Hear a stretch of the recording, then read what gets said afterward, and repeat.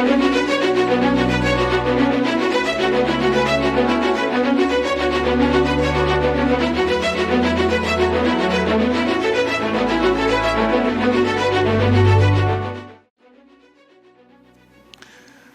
understand more than anyone that we are a nation of immigrants, but there's a difference, stark difference, between giving citizenship to the children of slaves, the children of those subject to the Middle Passage, the children of sharecroppers, and the children of those who were once considered property, and giving citizenship to the children of people who crossed the border illegally, stay in taxpayer-funded luxury hotels, who receive free Xboxes, free cell phones, free flights around the country, and 3 square meals a day.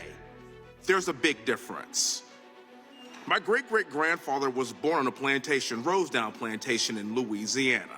He had to join the Union Color Guard to gain his freedom. By morphing the citizenship clause into something that it wasn't meant to be, it's demeaning to descendants of slaves like me. And not just me who served this country, but my father is a retired colonel. My sister went to West Point as a retired colonel. My brother went to West Point. We are talking about a direct descendant of a slave that earned the right to be in this country and passed that ilk down to his ancestry. People bled for it. People died for it. And it means something. The purpose of the 14th Amendment that President Trump's Birthright Citizenship Executive Order is that the Citizenship Clause of the 14th Amendment was never meant to apply to children of illegal or legal aliens. Allowing birthright citizenship to stay in place dilutes the citizenship of not just Black Americans like me, but every single American citizen that had to earn it the right way. Let's say this in black and white. Either you're a U.S. citizen or you are not.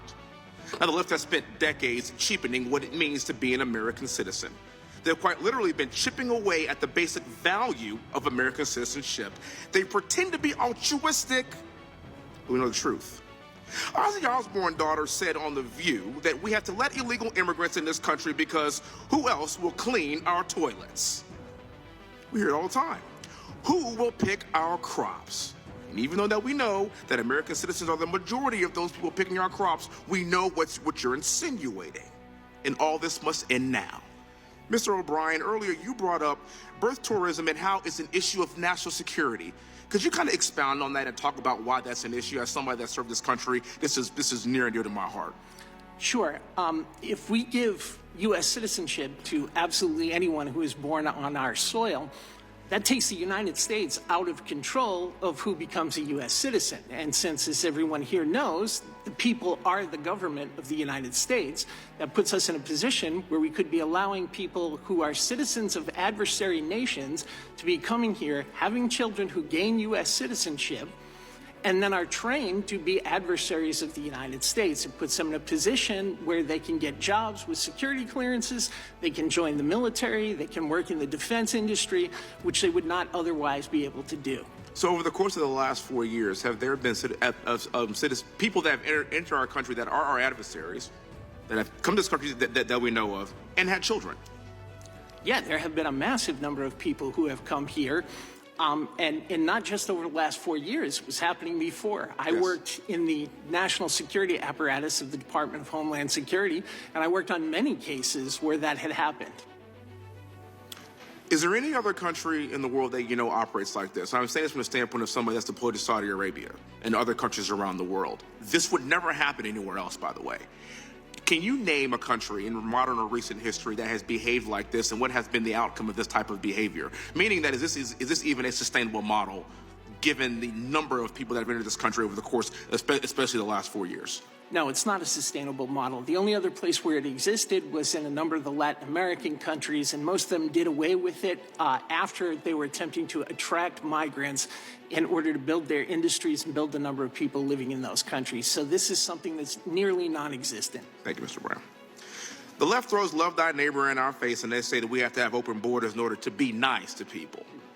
Well, I ask them to tell the left, we have a bunch of neighbors right here in our country that are Americans. You see, your neighbors are the homeless veterans that you drive by to work.